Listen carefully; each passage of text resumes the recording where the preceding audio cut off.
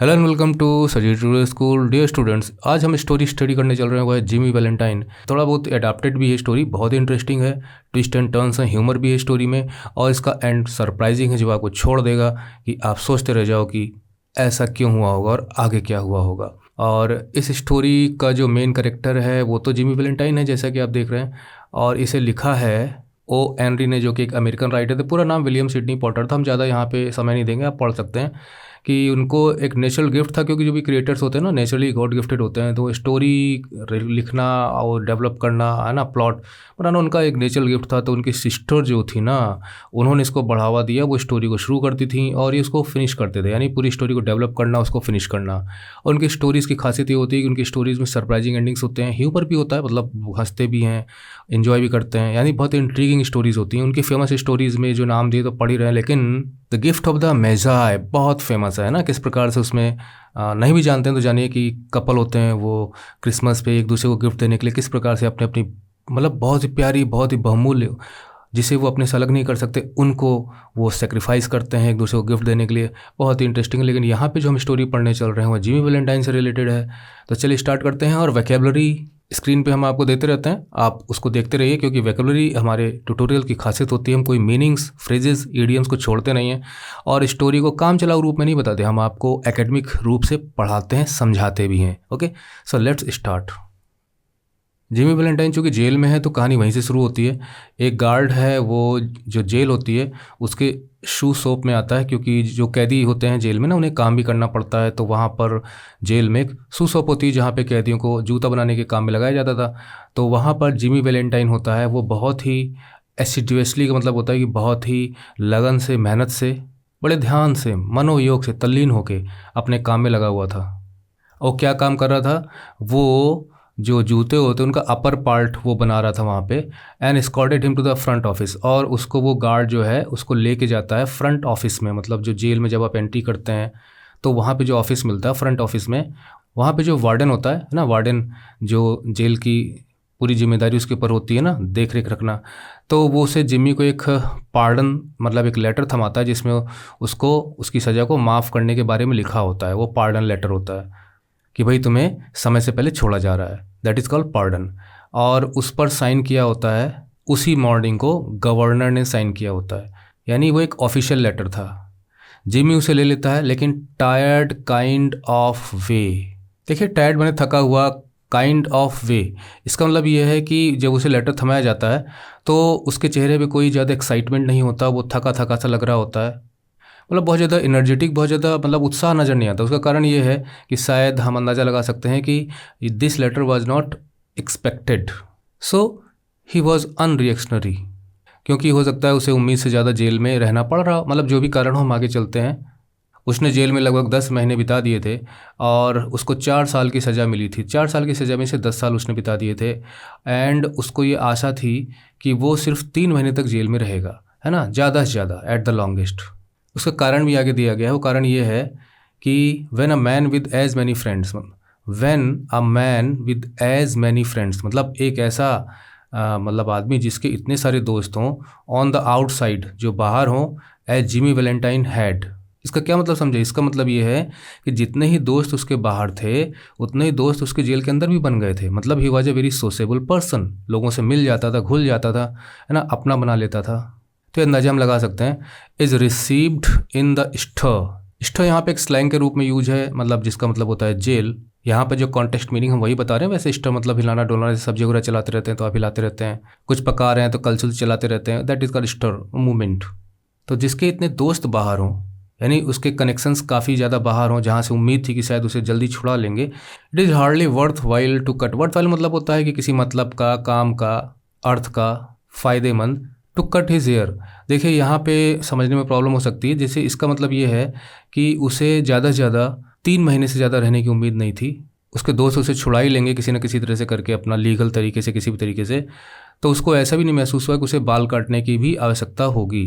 यहाँ पे कहने का मतलब ये है कि बाल काटने वाले से मतलब ये है कि उसे बहुत ही कम समय बिताना पड़ेगा, और इतना कम समय बिताना पड़ेगा कि उसमें इतने भी चिंता करने की बात नहीं कि उसे अपनी ड्रेसिंग करानी है। और दूसरा हम तरीका ये निकाल सकते हैं, अर्थ ये निकाल सकते हैं कि उसे अपने मतलब इन सब चीज़ों के बारे में, गेटअप के बारे में, और जेल में जाने के बाद उसका इन सब चीज़ों में इंटरेस्ट नहीं था।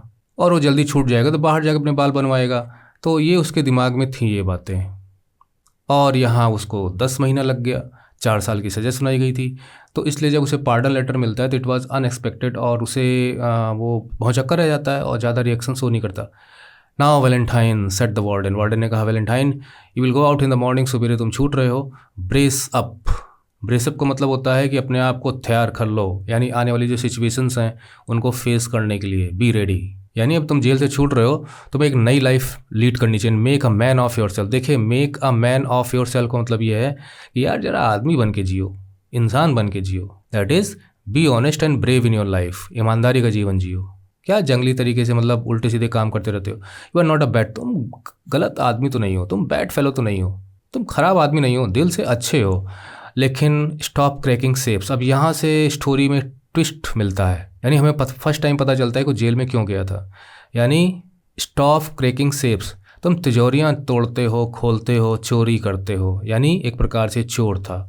Live straight. लिव स्ट्रेट मतलब होता है कि यार सीधा जीवन जियो। सीधा जीवन मतलब होता है कि a life of honest dealings, that is honest and law avoiding life. मतलब कानून को मानते हुए, पालन करते हुए चलो, क्योंकि जब आप तिजोरियाँ खोलते हो तो कौन आदमी कहेगा कि आओ मेरे घर में तिजोरी खोल के चोरी करके ले जाओ। दैट इज़ इलीगल वर्क वो करता था।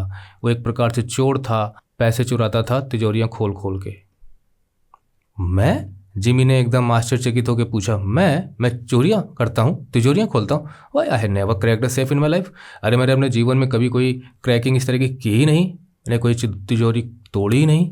अब देखें यहाँ पे वो एक शातिर चोर की तरह से बिहेव कर रहा है ना, कि मैंने तो ऐसा कुछ किया ही नहीं। या हो सकता है कि सच में ना किया हो और उसे गलती से जेल में डाल दिया गया हो। एनीवे, ये जो क्वेश्चंस आप देखते रहते हैं ना, इनके आंसर्स मैं यहाँ पे नहीं दे रहा हूँ, लेकिन इनके आंसर्स डिटेल में आपको हमारी वेबसाइट पे मिल जाएंगे और आप हमसे कांटेक्ट कर सकते हैं। तो टाइम ज़्यादा ना खर्च हो, वीडियो छोटा रहे, इसलिए मैं इनको अवॉइड कर रहा हूँ।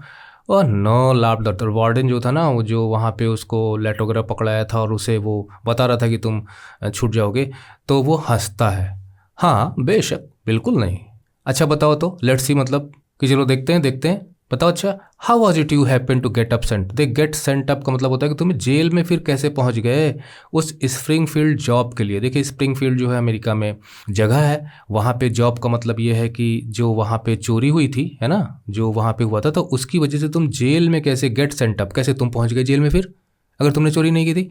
Was it because you would not prove an LIB? हाँ, यहाँ पे भी प्रॉब्लम हो सकती है समझने में। देखिए, LIB का मतलब होता है कि आप कोई ऐसा बहाना बनाए, एक्सक्यूज़ बनाए कि भाई मैं तो वहाँ पर था ही नहीं जब चोरी हुई। तो वो ये कहता है कि अच्छा ये यहाँ एक तो क्वेश्चन यहाँ पे ये करता है कि तुम कैसे पहुँच गए अगर तुमने चोरी नहीं की वहाँ पे। अच्छा, क्या इस वजह से भी था कि तुमने फॉर फियर ऑफ का मतलब के डर से compromise somebody in extremely high tone society. High tone society का मतलब होता है कि सोसाइटी का जो एलिट तबका होता है, ऊंचे तबके के लोग, स्टाइलिश, एलिगेंट, सुपीरियर क्लास जो होती है सोसाइटी का, अरिस्टोक्रेटिक क्लास आप कह सकते हो। उस वक्त जब ये स्टोरी लिखी गई थी, 1909 में ये स्टोरी छपी थी। तो सोसाइटी की जो हाई क्लास होती है, चाहे वो पैसे की वजह से हो, चाहे अपने मॉरल करेक्टर की वजह से हो, चाहे अपने इंटेलिजेंट क्वालिटी की वजह से हो, मतलब सोसाइटी के जाने माने लोग, हाई टोन सोसाइटी।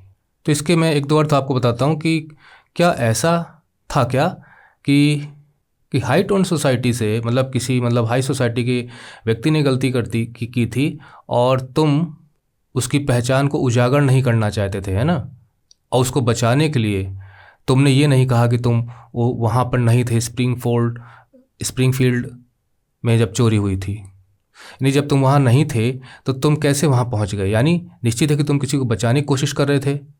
दूसरा अर्थ ये हो सकता है कि किसी ने इस तरह का गलत काम किया हाई टोन सोसाइटी के, और वो आपको यूज़ करना चाहता था एक LIB की तरह कि भैया मैं तो वहाँ नहीं था, मैंने कोई चोरी नहीं की, और वो तुम्हें यूज़ करना चाहता था उसकी जगह कि भैया मैं नहीं था तो तुम स्वीकार कर लो कि तुम थे वहाँ पे। यानी जिमी से, क्योंकि तो चोर था ही है जाना माना, तो कोई भी विश्वास कर लेगा। तो इस वजह से उस व्यक्ति ने, जो कि भाई हाई टोन सोसाइटी के लोग हैं, तुम्हें फंसा दिया because you would not proof LIB। तो क्या ये बात थी क्या, या फिर simply it was a case of old jury? देखिए, ज्यूरी मतलब होता है जजेस का पैनल, चाहे वो एक जज हो चाहे दो जज हो, तो जज मिलकर जब एक कलेक्टिव फॉर्म में हम उनको ज्यूरी कहते हैं। तो ये भी हो सकता है कि जो ओल्ड ज्यूरी थी, अब ओल्ड ज्यूरी का मतलब होता है कि भाई ओल्ड एज वाले जजेस रहे होंगे, that had it in for you. यहाँ पे हैड इट इन फॉर एक फ्रेज़ है जिसका मतलब होता है कि आपके मन में कोई चिढ़ हो और आप किसी से इतना चिढ़ते हो कि उसे नुकसान पहुंचाने के बारे में भी सोच रहे हो। मतलब यू सो मच हॉस्टाइल और अगेंस्ट और determined to criticise and cause harm. तो यानी लगता है जो है तुम जिमी, तुम ये सब काम करते रहते हो, तो जज भी खींचे हुए थे और उन्होंने भी तुम्हें बिना ज़्यादा सोचे समझे सज़ा सुना दी।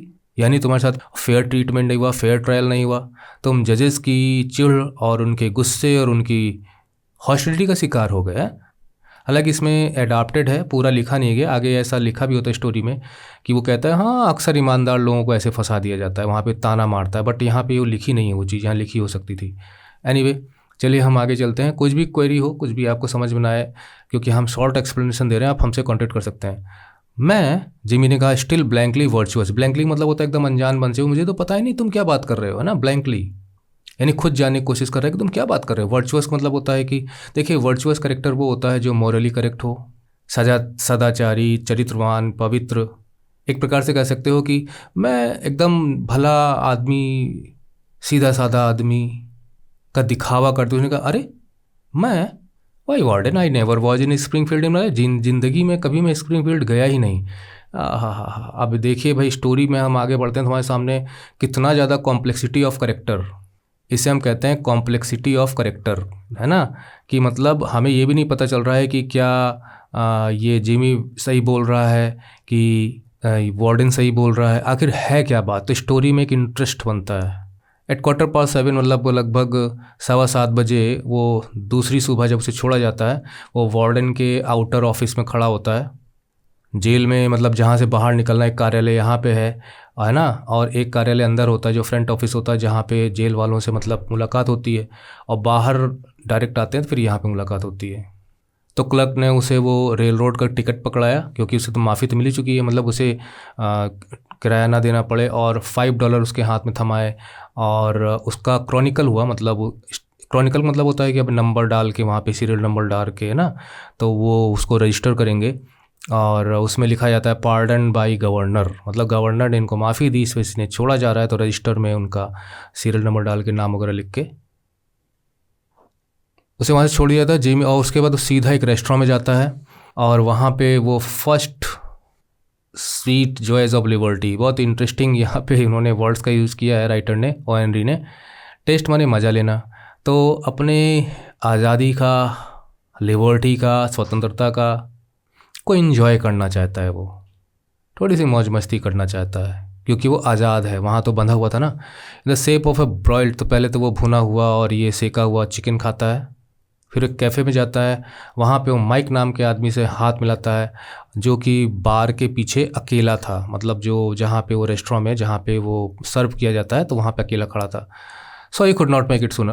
तो माइक शायद इसका दोस्त था, क्योंकि वो कहता है कि सॉरी यार, हम लोग इसे जल्दी नहीं कर पाए। जल्दी का मतलब तुम्हें जल्दी छुड़ा नहीं पाए जिमी माय बॉय। इसका मतलब है कि माइक जो है वो उसकी जो एज है वो ज़्यादा थी, है ना। तो माइक ने कहा but we had that protest. देखिए यहाँ पर जो है ना, क्योंकि हम जो एकेडमिक वीडियो बनाते हैं तो तह तक जाते हैं कि चीज़ें क्या हैं, तो यहाँ समझने में प्रॉब्लम होती है। मेरे पास 1-2 बार मतलब ऐसे पूछा भी गया था, तब मैंने ट्यूटोरियल नहीं बनाया, तो मैंने कहा ठीक है ट्यूटोरियल में शामिल करूँगा। देखिए but we had that protest मतलब होता है कि लोगों ने वहाँ पर विरोध जताया अपना, लोगों ने इकट्ठा होकर कहा कि भाई ये काम, हम किसी चीज़ के खिलाफ में खड़े होते हैं तो हमारा प्रोटेस्ट होता है। स्प्रिंगफील्ड ऑलरेडी आ चुका है। बक का मीनिंग यहाँ पे 1-2-3 मीनिंग हम लगा सकते हैं। बक का मतलब होता है कि टू अपोज एंड चैलेंज, या किसी चीज़ पे रोक लगाने के लिए आप कहना, ठीक है। और बक का मतलब होता है टू चार्ज अगेंस्ट भी होता है। तो अब यहाँ पे हम एक मीनिंग तो ये निकाल सकते हैं but we had that protest, यानी हमने तुम्हें छुड़ाने के लिए प्रोटेस्ट किया था स्प्रिंगफील्ड पर। टू बक अगेंस्ट मतलब जो तुम्हारे पर चार्जेस लगाए गए हैं उसके खिलाफ हमने उसको अपोज किया था।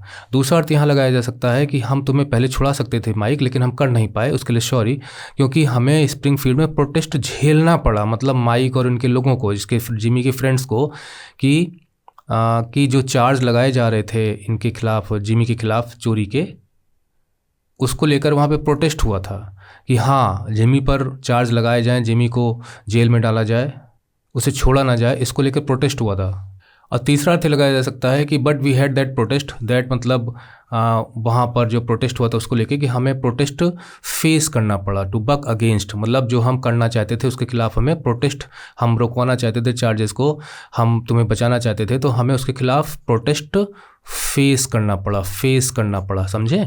And the governor nearly barged, देखिए बाग का मतलब होता है कि टू हेजिट, यहाँ पे जो मीनिंग दिया गया है वो शायद मीनिंग दिया गया है कि हेजिटेटेड, लेकिन मैं यहाँ पे बताता हूँ इसका मतलब क्या है। यहाँ पे मतलब यह है कि जो गवर्नर था जिसने तुम्हें माफ़ीनामा तुम्हें जो है साइन करके दिया भी है ना, उसमें 3 महीने लग गए।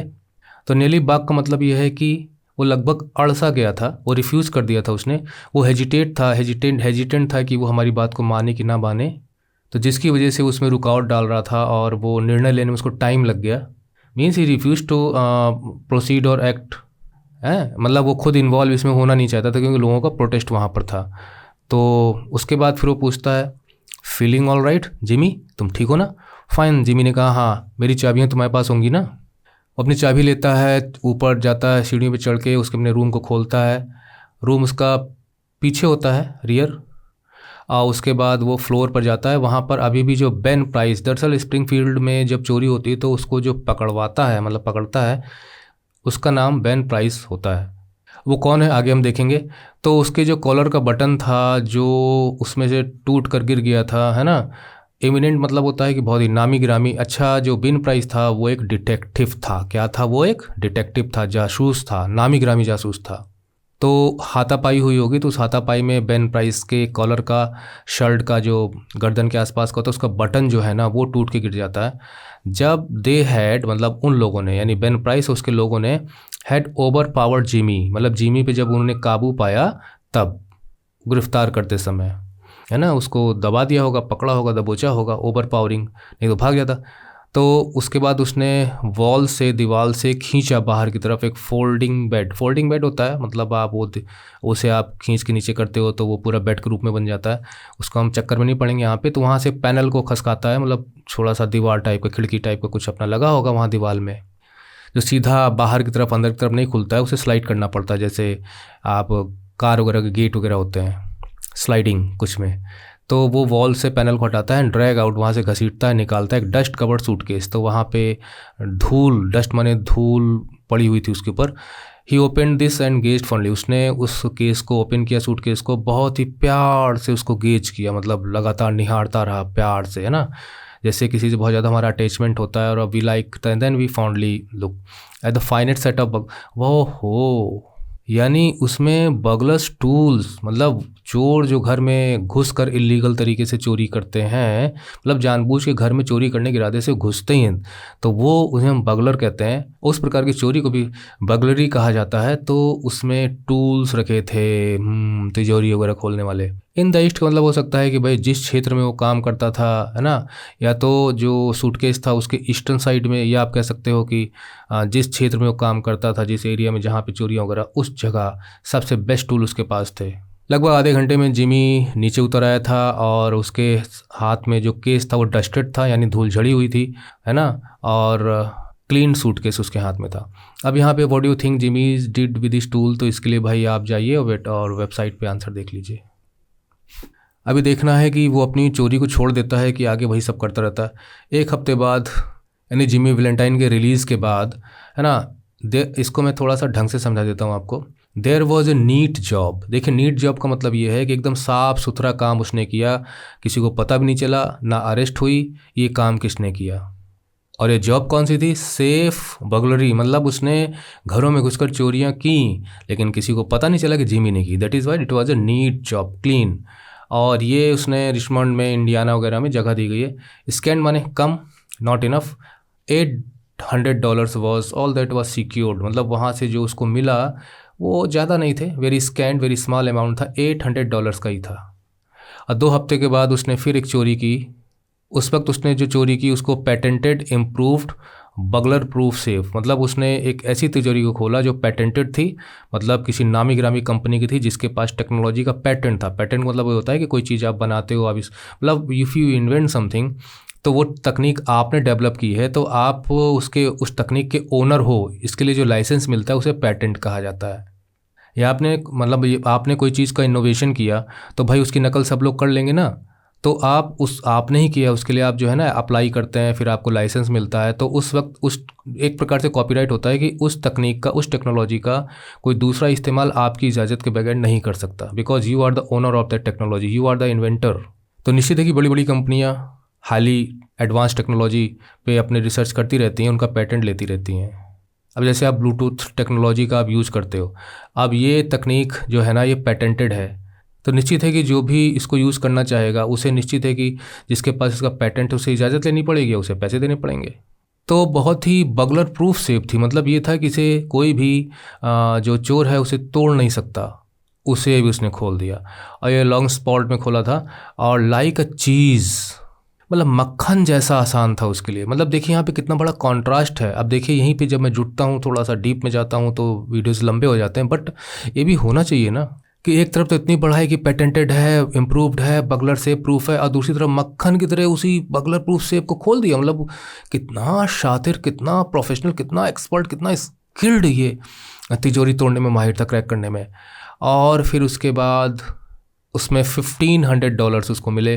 फिर उसने एक ओल्ड फैशन बैंक सेफ को जेफरसन में खोला, और बिकेम एक्टिव का मतलब ये होता है कि वो ऑपरेशनल हो गई, मशीन काम करने लगी, मतलब उसने उसको अपने हिसाब से चला लिया, और वहाँ से उसे जो क्रेटर था जिसमें मतलब पैसे निकल के आते हैं, इरप्शन का मतलब होता है कि इन लार्ज अमाउंट, काफ़ी ज़्यादा तादाद में कोई चीज़ मिल जाए, छिड़ जाए, निकल के आ जाए, दैट इरप्शन। तो बैंक नोट्स निकल के आते हैं जिनमें $5000 थे। अब बताइए, जहाँ जहाँ चोरियाँ हो रही उनकी FIR दर्ज होती होगी, न्यूज़ में आता होगा, तो लॉसेस, मतलब ये जो इतना कुछ पैसा इसने चुरा लिया तो नुकसान हुआ। जिनकी तिजोरियाँ खोली, बैंक की खोली, बैंक को नुकसान हुआ। तो इतने ज़्यादा नुकसान हो चुके थे, खबर इतनी फैल चुकी थी कि नाउ हाई इनफ, ये जो है नुकसान इतना ज़्यादा हो चुका था चोरी के जरिए कि bring matter up into Ben prices class of work.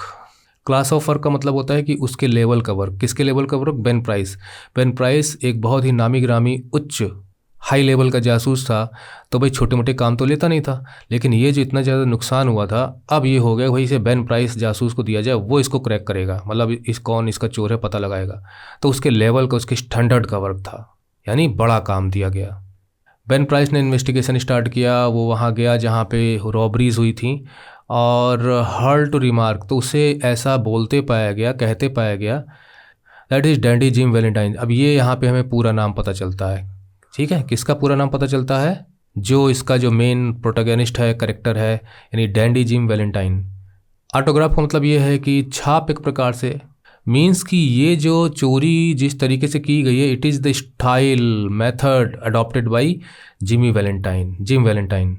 ये तरीके उसके हैं, और he has got the only clams that can do it.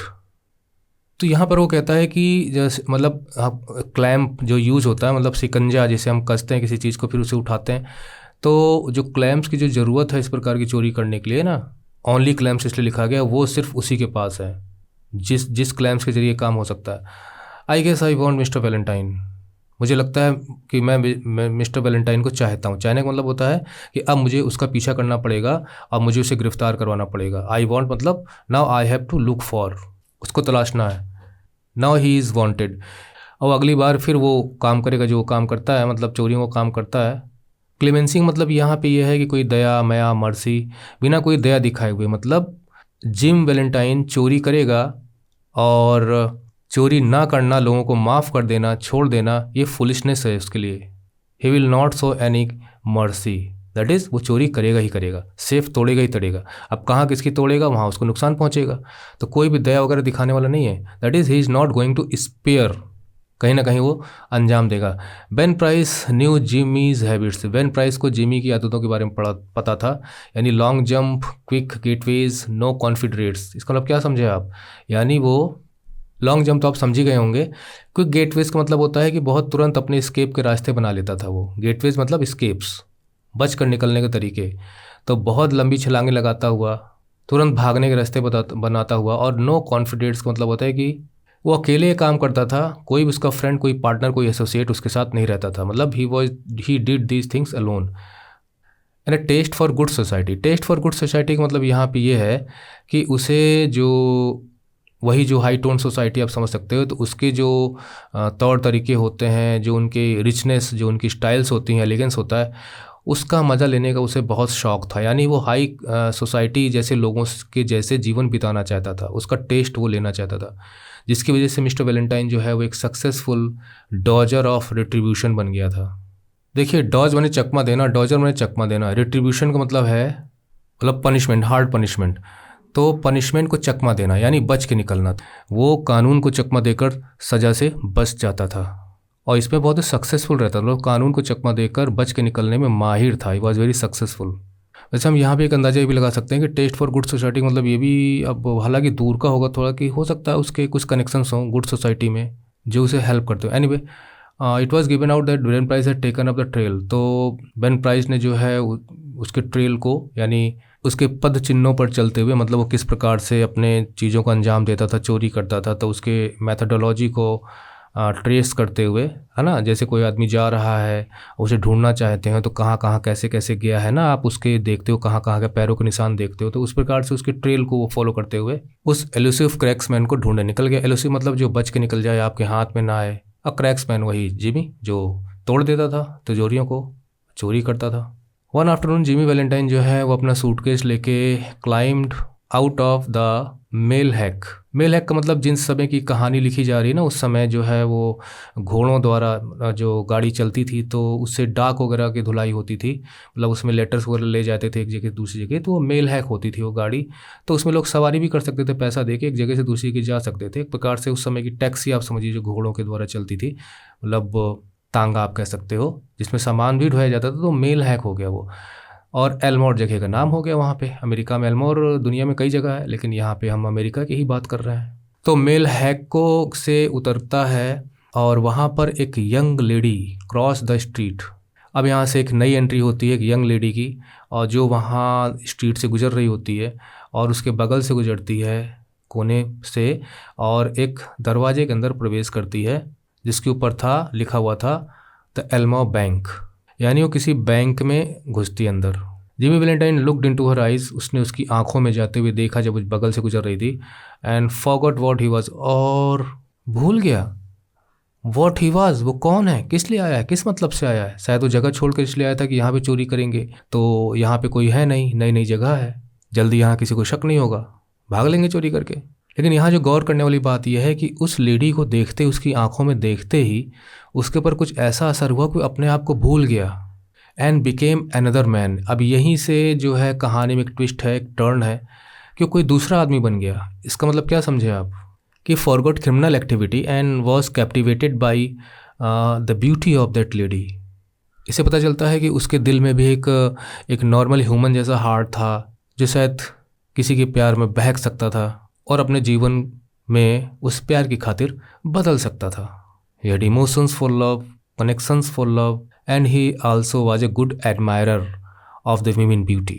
तो यहाँ पर वो भूल गया किस लिए आया है, उस औरत के ब्यूटी में उसको देखकर वो पल भर के लिए अपने क्रिमिनल थॉट से बाहर आ गया। सी लोअर्ड हर आइज़, अच्छा आमना सामना हुआ, उसने अपनी आंखों को झुकाया, lowered her eyes and coloured slightly, मतलब उसके चेहरे का रंग थोड़ा सा बदला ना, ब्लशिंग हुई होगी, चेहरे लाल गाल हो गए होंगे हल्का सा। Young man of Jimmy style, Jimmy की तरह का यंग मैन, मतलब नौजवान लोग जो जिमी के स्टाइल के हों, इसका मतलब जिमी जो है काफ़ी हैंडसम था। लुक्स व स्केयर्स, स्केयर्स मतलब बहुत कम। एल्मोर में जिमी के लेवल जैसे हैंडसम व्यक्ति बहुत कम थे, मतलब she was also mesmerized and captivated by the handsomeness of Jimmy. चलिए, what does this tell about you about Elmore, छोड़ो उसको, आगे चलते हैं, सब आपको मिल जाएगा। Jimmy collared a boy, Jimmy ने एक लड़के को कॉलर से पकड़ा, मतलब उसको एक ग्रेबान पे हाथ डालते हुए पीछे से, और उसने क्वेश्चन किया, isn't that young lady miss poly Simpson, मतलब ऐसे उसने पूछा, मतलब जानते हुए कि अगर मैं इस तरह पूछूंगा कि ये कौन है तो लड़का शक करेगा, तो एक शातिर चोर की तरह से, एक शातिर जिसे कहा जाए कि चालाक व्यक्ति की तरह से उसने पूछा, is that young lady miss poly, क्या वो जो नौजवान स्त्री गई मिस पॉली सिम्पसन है शायद, जिमी ने पूछा विद स्पिशस गाइल। देखिए, स्पिशस का मतलब ये हो गया कि आप ऐसा बोलो, झूठ बोलो कि लोगों को सच लगे, यानी उसने इस तरह से बोला कि झूठ भी सच लगेगा। गाइल का मतलब हो गया आपकी ट्रिक, चालाकी, कैसे आप धोखा देते हो अपनी ट्रिक से, धोखे में ले लेते हो लोगों को। छल कपट मक्कारी सब कुछ घायल में आ जाएगा। तो उसने बहुत ही चालाकी से अपनी ट्रिक का यूज़ करते हुए उस लड़के को धोखा देते हुए इस तरह से बोला जैसे उसे लगे कि हाँ सच में उसे वो पोली सिम्पसन समझ रहा है, और इसी चक्कर में उसको बता देगा कि पोली सिम्पसन नहीं है। No said the boy. लड़के ने, अरे नहीं सी इज़ अन्नाबेल एडम्स। अरे वो एनाबेल एडम्स है। तो चलिए यहाँ पे एक लेडी करेक्टर आता है, उसका नाम अन्नाबेल था। उसके पिताजी इस बैंक के मालिक हैं। Jimmy went to the Planters Hotel. वो एक होटल में गया है ना, और वहाँ पे रैफ डी स्पेंसर के नाम से उसने अपना इंगेज किया, मतलब उसने हायर किया, रूम को बुक किया, रिजर्व किया। और उसने क्लर्क से कहा कि वो एल्मोर में ऐसी जगह ढूंढने आया है जहाँ पे एक नया बिजनेस स्टार्ट कर सके। उसके बाद उससे पूछता है कि जूतों का बिजनेस कैसे रहेगा इस टाउन में।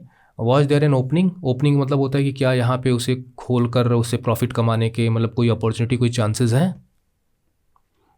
थोड़ा सा देख लीजिए, आमना सामना हुआ और पल भर के लिए भूल गया कि कौन है। और ये भी इससे इस चक्कर में कि मतलब इतना हैंडसम व्यक्ति एल्मोर में कहाँ ज़्यादा है। क्लर्क इम्प्रेस हो गया, क्या बात है, जो कपड़े पहने हुए थे जिमी की स्टाइल से बहुत ही इम्प्रेस हुआ।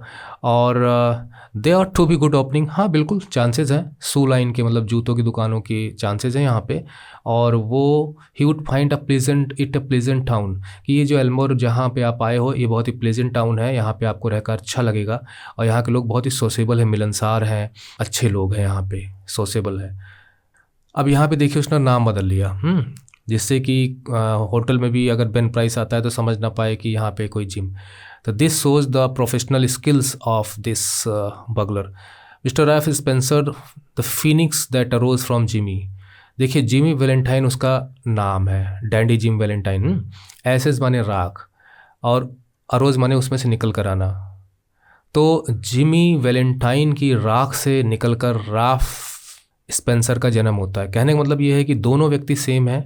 यहाँ उसने जिमी वैलेंटाइन को नाम को ख़त्म किया और नया नाम चुन लिया, इसलिए यहाँ लिखा गया फिनिक्स। जो है वो पौराणिक कथाओं में, स्टोरीज़ में आता है कि किस प्रकार से पक्षी जो होता है वो अपनी राख से फिर जन्म लेता है। बस इतना ही समझ लीजिए यहाँ पे। तो राफ इंस्पेक्टर फिनिक्स की तरह था जो अपनी राख से फिर जन्म ले लेता है। Left by the flame of a sudden attractive. यहाँ पे थोड़ा सा एक्सप्लेनेशन की ज़रूरत है, मैं थोड़ा सा एक्सप्लेनेशन दूंगा आपको कि यहाँ पे जो राख है वो किसकी वजह से, मतलब किस फ्लेम में वो जला। Flame of sudden and alternative attack of love. देखिए अल्टरनेटिव मतलब होता है जो आपको बदल दे, जिसके अंदर बदलने का क्या की शक्ति हो, प्रभाव हो। अटैक ऑफ लव का मतलब होता है कि उस लेडी का आमना सामना और उस आमने सामने की होने की वजह से जो उसके ऊपर प्रभाव पड़ता है, that is the effect created by the charm and the beauty and the attraction of that lady, जिसे वो लाइक करने लगा था, उसकी कैप्टिवेटिंग पावर। उसके लिए यहाँ पे आया उसका अटैक। यानी the sudden and profound feeling of love had Altered his behaviour. तो उस लेडी के प्रेम में उसको बदल देने की ताकत थी, तभी तो एक दूसरा आदमी बन गया था, वहाँ पे हमने पढ़ा था। तो उस मोहब्बत की प्यार की आग में जल कर ख़त्म हो गया, उसकी जगह मिस्टर रैफ स्पेंसर निकल कर आया। और आप जानते हैं मोहब्बत और प्रेम की आग वो आग नहीं है जो आपको नफ़रत की आग होती है, उसको बुझाने की ताकत होती है इसमें। आग को बुझा सकती, जरा आप सोचिए। तो वो एल्मोर में ठहर गया और राफ स्पेंसर के नाम से ठहर गया, और वहाँ पर फिर उसने अपना बिजनेस वगैरह स्टार्ट किया और वो प्रॉस्पर किया। लेकिन यहाँ पे उसने चोरी नहीं की, बगलरी नहीं की। Now he is a changed man. That Ralph Spencer is a different character, and this character, that is this change was because of this lady. यानी अब वो वहाँ रहकर उसके संगत में रहना चाह रहा होगा, मतलब एनीवे वो बदल गया, प्यार ने उसे बदल दिया। प्यार की कितनी ताकत होती है समझिए आप, है ना। लोगों को आप नफरत से नहीं जीत सकते, लोगों के दिलों को जीतिए। एंड ही अकम्प्लिश्ड मतलब पूरा किया, उसने अपने दिल की इच्छा को पूरा किया। अब उसके दिल की इच्छा क्या रही होगी कि उस लड़की को उससे शादी कर ले, हैं। तो वो मिस एनाबेल से मिलता है and became more and more captivated. और जैसा वो उसके साथ मिलता जुलता रहता है तो वो और ज़्यादा कैप्टिवेटेड हो जाता है, मतलब उसके मोह पास में, उसकी ब्यूटी में बंध जाता है, मुग्ध हो जाता है, बह जाता है। बंधन में उसके चार, मतलब उसके आकर्षण में जो जादू होता है ना, उसमें बंध सा जाता है। If you have true feelings of love, no problem. लेकिन if you want to cheat anybody, then there is problem in problem. You are good doing a बहुत very very bigger sin. But anyway, but it is very difficult to be true in your feelings. क्योंकि देखिए हम किसी के charm में फंस जाते हैं, पल भर के लिए चार्म ख़त्म हो गया, मामला ख़त्म। यानी एक प्रकार से हम इन्फेचुएशन का शिकार होते हैं और हमें लगता है कि we are in love with someone, है ना, और आगे चल के फिर धोखा ही धोखा होता है। क्योंकि जब हम किसी को लव करते हैं, प्रेम करते हैं, तो हम उसके लिए कुछ भी करने को रेडी हो जाते हैं और हम उसका भला ही भला सोचते हैं। लेकिन आगे चल के हम देखते हैं कि लोग नफ़रत में पड़ जाते हैं। If you are not getting response then it creates a big problem for you. तो वो इसका मतलब ये है कि you were just infatuated. True love means sacrifice, a sacrifice for life. चाहे वो आपको मिले चाहे ना मिले, चाहे आपसे दूर रहे, चाहे आपसे बात करे, चाहे आपको नेग्लेक्ट करे, क्योंकि उसका भी अपना जीवन है। Even then you think about his or her freedom, his or her wishes, कि वो खुश रहे। It is just like a rose जो कि पेड़ पर उगा हुआ है। अब आप उसे तोड़ना चाहे तो ये गलत है। You enjoy the freshness, the fragrance of that rose. उसको नुकसान नहीं पहुँचाना है। That is at the end of a year, लगभग साल के ख़त्म होने पे mister Ralph Spencer was this, मतलब ये चेंज उसकी लाइफ में आ चुका था कि उसने उस कम्युनिटी का, जहाँ पे एल्मोर की जो छोटी सी समुदाय था, जहाँ के लोग बहुत ही प्यारे थे, सोशेबल थे, उनके रिस्पेक्ट को वो का हिस्सा बन जाता है। मतलब लोग उसे मानने लगते हैं और उसके बाद उनकी इंगेजमेंट हो जाती है। और मिस्टर एडम्स जो उसके जो पिता रहे होंगे, द टिपिकल प्लॉडिंग, मतलब बहुत मेहनती, और वैसे पैर घसीट के चलने को भी प्लॉडिंग कहा जाता है। बहुत ही मेहनती और नीरस प्रकार का व्यक्ति जो हमेशा स्टडी मेहनत में लगा रहे। यहाँ पे दिखा स्लो एंड थ्रू और नॉट एक्साइटिंग, मतलब थोड़ा सा बोरिंग टाइप भी हो, बहुत ही मेहनती हो, है ना, ऐसा होता है। बट केयरिंग भी होते हैं ऐसे लोग, ऐसे लोग रिलायबल भी होते हैं। तो मिस्टर एडम्स जो है टिपिकल, मतलब टाइप ऑफ प्लॉडिंग टाइप ऑफ का व्यक्ति था, और वो कंट्री का बैंकर था। और उसने स्पेंसर की को अपना अप्रूवल दे दिया, मतलब कि ठीक है मेरी बेटी से शादी कर सकते हो, है ना। वहाँ पे उसने रिस्पेक्ट अर्जित कर ली थी उसने ना। He won the heart of the people of that community. Monday की रात को बेन प्राइस जॉग्ड अनऑब्ट्रूसिवली। ओ हो, बेन प्राइस पहुँच गया। अब क्या होगा? अनऑब्ट्रूसिवली का मतलब होता है कि आप इस प्रकार से नॉर्मल तरीके से बिहेव करते हो कि लोगों को शक ना हो, अटेंशन आपके ऊपर ना जाए। वन एग्जाम्पल, पुलिस किसी को ढूंढ रही है, और अगर वो ढूंढने के लिए अगर अपनी ड्रेस में जाएगी लोगों की भीड़ में, तो सब लोगों का अटेंशन पुलिस की तरफ चले, क्या बात है क्या बात है।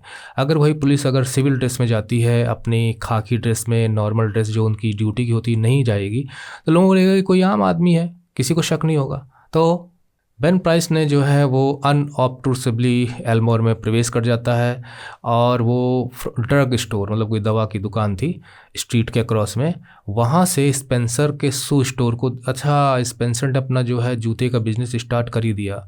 यानी उस लेडी को देखने के बाद ये सारी चीज़ें उसके दिमाग में आती हैं। ओहो, नहीं तो किसी बैंक में तोड़ फोड़ करके चला जाता।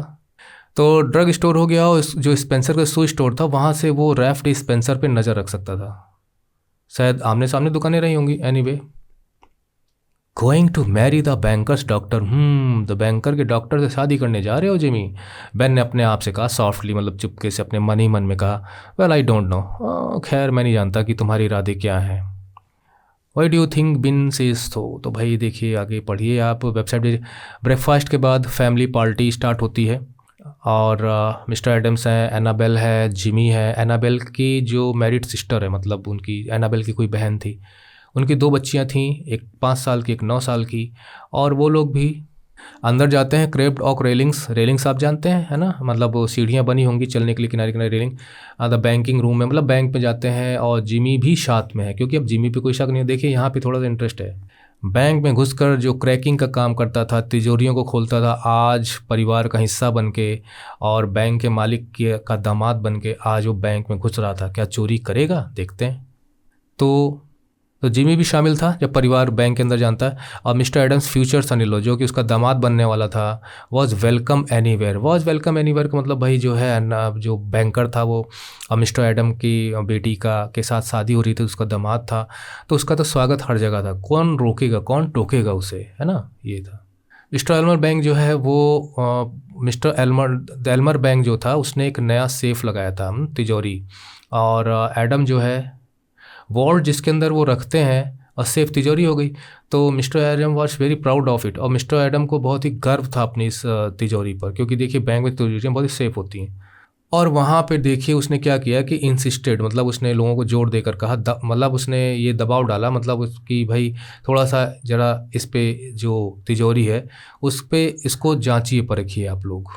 देखो मैंने एक नई तिजोरी लगवाई है, बहुत ही अच्छी।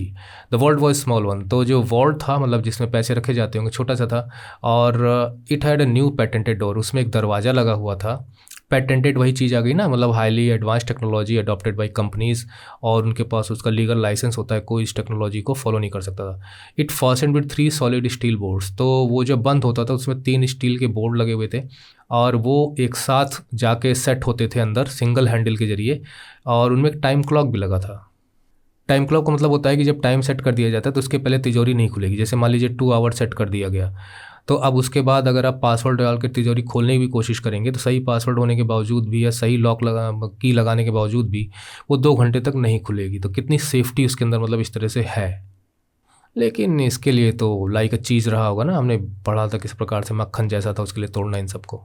तो मिस्टर एडम्स बीमिंगली मतलब बहुत ही खुश, बहुत ही हैप्पीली, चेहरे पे मुस्कान के साथ, चमकते हुए चेहरे के साथ उसने कहा, उसकी वर्किंग को समझाया कि कैसे सेफ वर्क करता है। अब उसे कोई शक तो है नहीं भाई। उसने जो मिस्टर स्पेंसर था, रैफ यानी जिम वैलेंटाइन, उसने कर्टियस मतलब होता है बड़े शिष्टाचार, politely, with respect, but not to intelligent interest. तो वो उसकी चीज़ों को कैसे समझा रहा था कि सेफ कैसे खुलती है, कैसे बंद होती है, उन सब चीज़ों को वो बहुत ही शिष्टाचार तरीके से मुस्कुरा के देख रहा था। लेकिन ये मुझे बड़ा इंटरेस्टिंग लग रहा है यहाँ पे कि not to intelligent interest. Intelligent मतलब दिमाग लगाना, इंटरेस्ट मतलब दिलचस्पी। लेकिन वो उसमें कोई दिमाग लगाने वाली बात उसको नज़र नहीं आ रही थी, कोई दिलचस्पी उसकी जो वर्किंग समझा रहा था, कैसे बंद होती है, कितनी इंपॉर्टेंट है, कितनी पेटेंटेड है, कितनी कितनी सेफ है, कोई तोड़ नहीं सकता, क्योंकि उसके लिए कुछ वो नया नहीं था और वो तिजोरियों को तोड़ता रहता था, तो उसकी कोई दिलचस्पी नहीं थी, उसके लिए तो बहुत नॉर्मल चीज़ थी। तो लेकिन जो 2 बच्चे थे, दोनों बच्चों का नाम यहाँ दिया गया है। एक का नाम है मे, एक का नाम अगाथा। मतलब जो शायद ये दोनों बच्चों की उम्र जो 5 साल 9 साल थी, है ना, यहाँ पे दिया है 5 साल या 9 साल।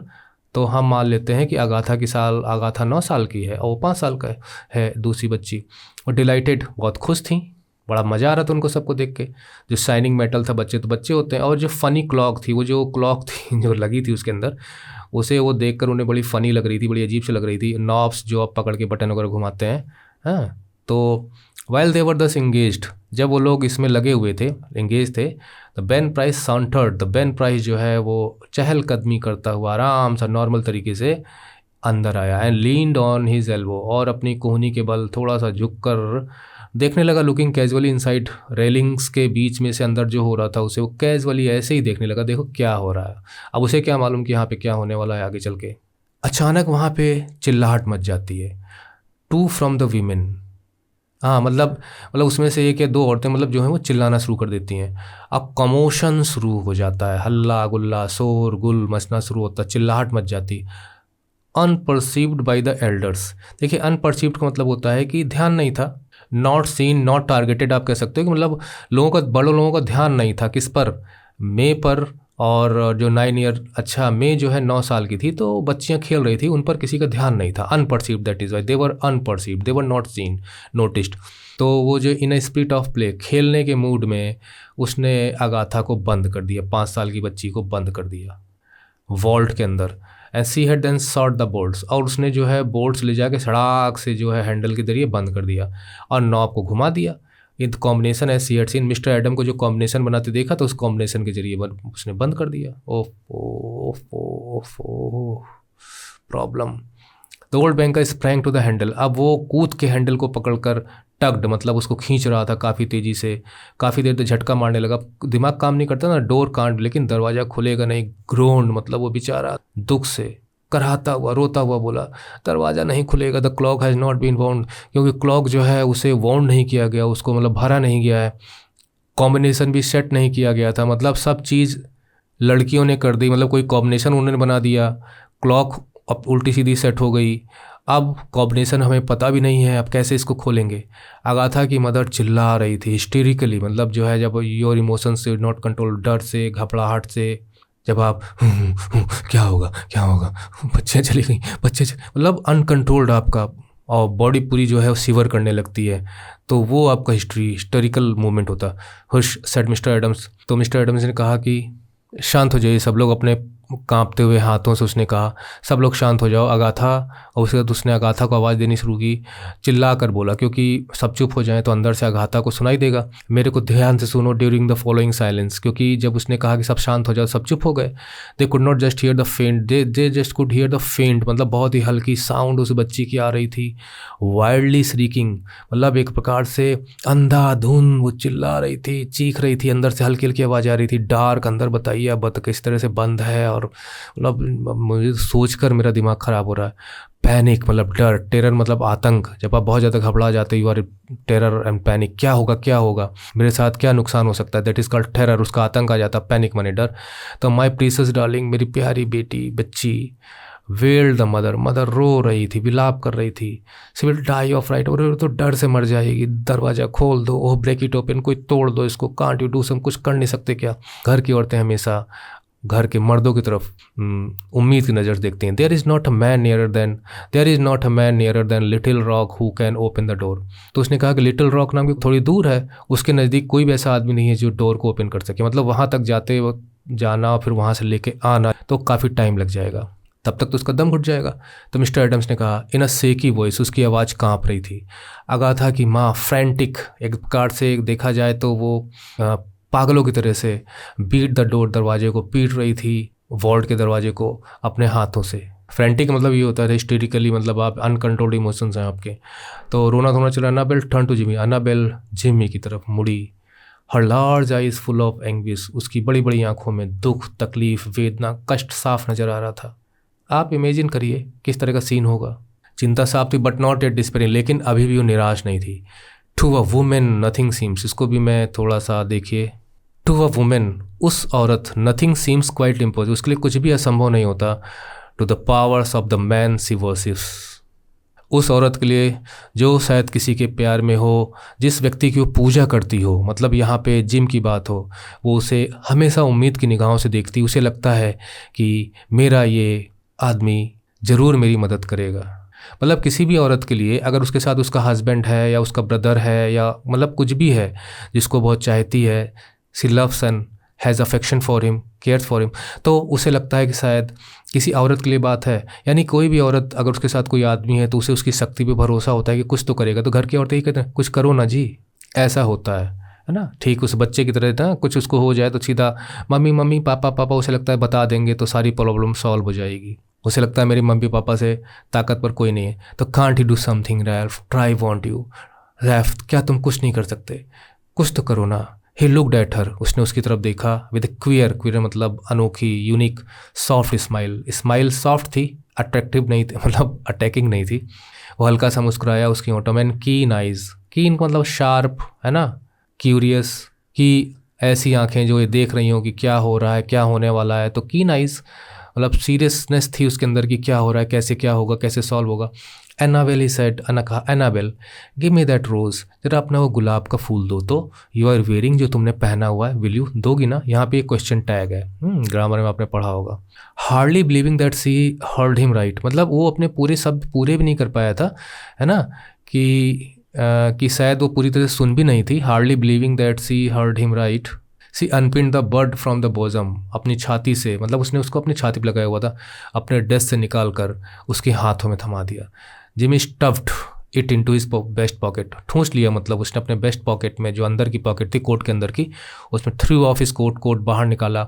Pulled up his hard shirt sleeves, उसने अपनी जो बाहें जो है वो स्लीव्स की मोड़ ली, मतलब जो शर्ट की।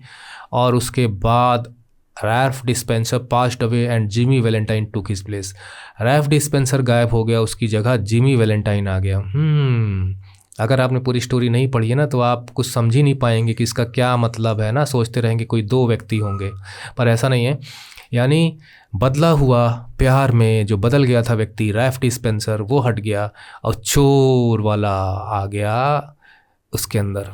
इसको आप वेबसाइट देखिए, गेट अवे फ्रॉम द, दरवाजे से दूर हो जाओ सब लोग प्लीज़, उसने कमांडेड। जब आप पूरी अथॉरिटी के साथ किसी को कमांड करते हो ना, then he set his suitcase on a table पे सूटकेस रखा, उसे ओपन किया और फ्रॉम दैट टाइम ऑन, उस ओपन करने के बाद से from that time on he seem to be unconscious of the presence of, वो पल भर के लिए भूल गया कि उसके आसपास कौन लोग खड़े हुए हैं। मतलब उस बच्ची को बचाने के लिए, अब देखिए यहाँ पर वो आप गौर करिए कि वो एक्सपोज हो रहा है, मतलब लोग समझ जाएंगे कि वो सातिर चोर है जो इस तरह की पेटेंटेड सेफ को खोल सकता है। तो क्या लोग सोचेंगे, क्या उसकी कहानी बनेगी, उसको झूठा समझेंगे। वो सब कुछ भुला कर यहाँ पे वो हमारा दिल जीत लेता है एक प्रकार से देखा जाए तो, है ना। और देखा जाए तो अब उसकी जो कला है वो यहाँ पे काम आ रही है। वो चाहता तो वहाँ से भाग सकता था या वो चुपचाप खड़ा रहता, लेकिन उस वक्त अगाथा की मौत हो सकती थी वहाँ पर, क्योंकि बहुत बड़ा पाप होता, क्योंकि आप उसे बचा सकते थे। He laid out a shining queer implements, उसने जो कुछ भी इम्प्लीमेंट्स उसके अंदर थे तेजी से निकाले उनके ऑर्डर में, और मतलब जैसे जैसी ज़रूरत पड़ती थी उन्हें उठाता था, विस्लिंग सॉफ्टली, हल्की हल्की सीटी बजाते हुए। ही always did when he work. यहाँ एक और कला बताई गई है, राइटर का कमाल है जो स्टोरी को लिखता है कि वो जब उसे वो खोल रहा था उसको तिजोरी को, तो हल्की हल्की सीटी बजा रहा था, वो ऐसा करता था, इससे उसका कंसंट्रेशन बनता होगा। लेकिन मेरी समझ में नहीं आया, रोज़ जो है उसने निकाल के अपने जेब में डाला था, वो मेरी समझ में नहीं आ रहा क्यों है। ना डीप साइलेंस, चारों तरफ चुप्पी छाई हुई थी, सब शांति थी चारों तरफ, इमूवेबल, कोई हिल डुल नहीं रहा था। The others watched him as if under spell, spell मतलब जादू, मोह, एकदम जैसे इस जादू का असर हो गया। सब लोग चुपचाप आके फाड़ फाड़ देख रहे थे क्या हो रहा है। मतलब सो मेनी थॉट्स लोगों के मन में आ रहे हैं। और पूरे इम्प्लीमेंट निकालने के बाद 1 मिनट के अंदर अंदर उसकी जो ड्रिल थी, जो मतलब होल करती है, biting smoothly into the steel door के अंदर वो पेनिट्रेट करते हुए घुसती चली जा रही थी। 10 मिनट के अंदर उसने जो सेफ थी उसको खोल दिया और अपना ही रिकॉर्ड तोड़ दिया। मतलब बगलेरियस का मतलब ये होता है कि जो वो चोरी करता था तो उसने रिकॉर्ड टाइम में कभी इतनी तेज़ी से खोला नहीं था किसी भी सेफ को। मतलब यहाँ पे अर्जेंसी है ना, बच्ची को बचाना है। ही थ्रू बैक द वोल्ट्स, ने वोल्ट को निकाल के बाहर किया और दरवाज़ा खोल दिया। अगाथा ऑलमोस्ट कोलैप्स्ड, अगाथा लगभग वहाँ पे बेहोश होने वाली थी, बट मतलब वो बेहोश हो ही गई थी, बट सेफ, लेकिन सेफ थी। अपनी बाहों में माँ ने उसको ले लिया। जिमी वैलेंटाइन पुट ऑन इस, जिमी वैलेंटाइन ने अपना कोट पहना, बाहर निकल गया, क्योंकि समझ गया था कि मेरी कहानी तो अब खुल चुकी है। द रेलिंग्स टूवर्ड, अब यहाँ पर जो रीडर है तरह तरह के थॉट में खो जाएगा। उसे थोड़ा सा इमेजिन करिए कि कोट वो डाल रहा है, किस प्रकार से आंखें नीची करके वो बाहर जा रहा होगा कि मेरा तो सब राज खुल गया, अब मुझे यहाँ से चले ही जाना चाहिए, क्योंकि तरह तरह के प्रश्न उठेंगे, मैं किसका किसका क्या क्या जवाब दूंगा, मेरी शादी उदी भी सब खत्म। यानी उसने अपने आप को दांव पे लगा दिया। लेकिन यही है एक प्रकार से रिट्रीव्ड रिफॉर्मेशन, है ना, सुधार, मुक्ति। तो आप बाहर निकल गए, railings toward the front door, सामने की दरवाजे की तरफ। तो जो रेलिंग बनी होती है ना फ्रंट डोर से, वो निकल के ऐसे चलता है। लेकिन तभी उसे लगा जैसे किसी ने उसको आवाज़ दी हो दूर से, और वो आवाज़ जिसे वो शायद उसने सुनी हुई थी पहले, रैफ, बट ही नेवर हेजिटेटेड, लेकिन वो रुका नहीं, यानी समझ गया था कौन उसे बुला रहा है। At the door a young man stood, वहाँ पर एक नौजवान खड़ा था। इसका मतलब बेन प्राइस जो है वो नौजवान था। Hello Ben said Jimmy, Jimmy ने कहा हेलो बेन। आमना सामना हो गया, बेन प्राइस ने उसे बुलाया होगा।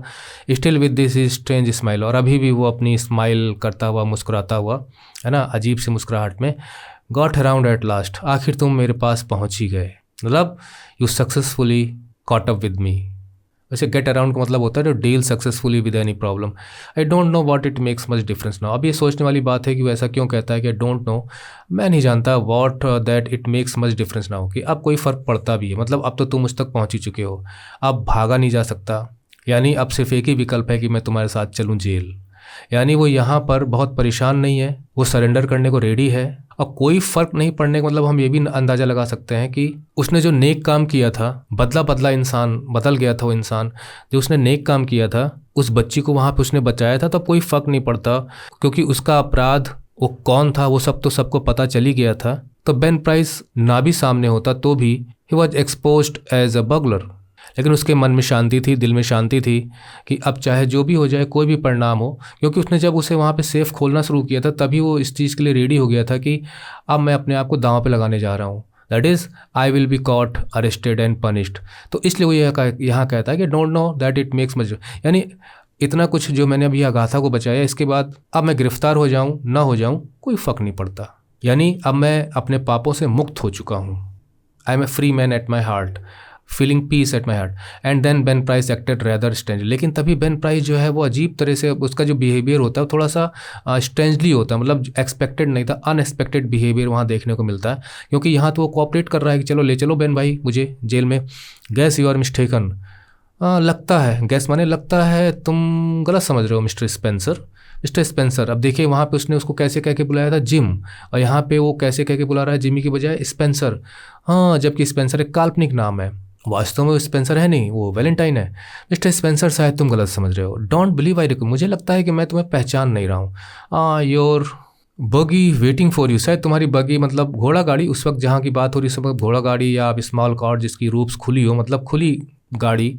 तो एक घोड़ा गाड़ी जो है तुम्हारा जो है कैरियर बाहर तुम्हारा इंतजार कर रहा है ना, शायद तुम्हारी है वो बग्गी।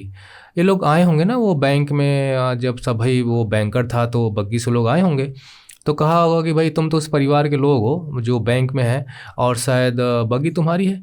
यानी यहाँ पर उसने इसको स्पेयर करने का सोचा, मतलब जो बेन था वो इसको गिरफ्तार नहीं कर रहा है, इसलिए तो कह रहा है कि शायद मैं तुम्हें पहचानता नहीं हूँ। And Ben price turned and stroll down the street, उसका बेन प्राइस मुड़ता है और टहलकदमी करता हुआ स्ट्रीट में वापस लौट जाता है, यानी वो उसको गिरफ्तार नहीं करता, छोड़ देता है। अब यहीं पे रीडर बहुत कुछ सोचने पे मजबूर हो जाता है कि बेन प्राइस के इरादे क्या थे, क्यों छोड़ देता है। अब हम तरह तरह के अंदाजे लगा सकते हैं, ये मान सकते हैं, सोच सकते हैं कि शायद एक ट्रांसफॉर्म्ड जिमी के ट्रांसफॉर्मेशन को देखकर बेन प्राइस शायद उसे सेकंड चांस देना चाहता हो, क्योंकि जीवन में बदलने का चांस मिलना चाहिए। मतलब it the Ben price decision broadens the themes of redemption and second chances, कि शायद बदल गया है और इसने एक बच्ची की जान बचाई है, तो बेन प्राइस भी एक इंसान ही था और शायद वो उसकी बेन प्राइस उसकी पुरानी गलतियों को माफ़ करना चाहता हो। फिल्मी स्टाइल में एंड होता है। तो let's give him opportunity for a fresh, तो let's give him the opportunity for a fresh start. और किसी भी व्यक्ति को, सोसाइटी को रिफॉर्मेशन को मौका देना चाहिए। या बेन प्राइस के कोई नेक इरादे थे कि नहीं थे, क्योंकि ये जो डिसीजन था वो अनएक्सपेक्टेड था, क्योंकि बेन प्राइस उसको पहले गिरफ्तार कर चुका था, स्प्रिंगफील्ड में तो किया ही था। तो a deeper understanding of Jimmy's transformation and willingness to acknowledge his redemption, ये चीज़ें यहाँ पे मैटर करती हैं। हम ज़्यादा नहीं बोलेंगे, आप वेबसाइट जाके इसका बहुत कुछ मैटर हमने दिया हुआ है, आपको मिल जाएगा, वहाँ पे आप स्टडी कर सकते हो, हमसे कांटेक्ट कर सकते हो, लिंक हम वीडियो डिस्क्रिप्शन में दे देंगे। और मेरे हिसाब से भी बेन प्राइस ने सही किया था। मैं भी होता तो यहाँ पे उसे माफ़ कर देता। एक क्वेश्चन आंसर आपको मिल जाएंगे और इस स्टोरी में निश्चित है कि आप ये मत भूलिएगा कि बेन प्राइस ने भले उसे माफ़ कर दिया हो, लेकिन वो क्या जवाब देगा लोगों के सामने, उसकी सच्चाई की पोल खुल चुकी थी, कैसे वो उसे फेस करेगा वो भी उसके लिए चैलेंज रहा होगा। Anyway, ending the tutorial, story कैसी लगी कमेंट जरूर करिएगा, मेरे स्टाइल पे, मेरे समझाने पे, क्योंकि एकेडमिक वीडियो है, सिर्फ कहानी नहीं थी, मीनिंग्स, वोकैबुलरी, इडियम्स, फ्रेजेस, सब कुछ मैंने यहाँ पे समझा है। Okay, bye bye, take care and study well.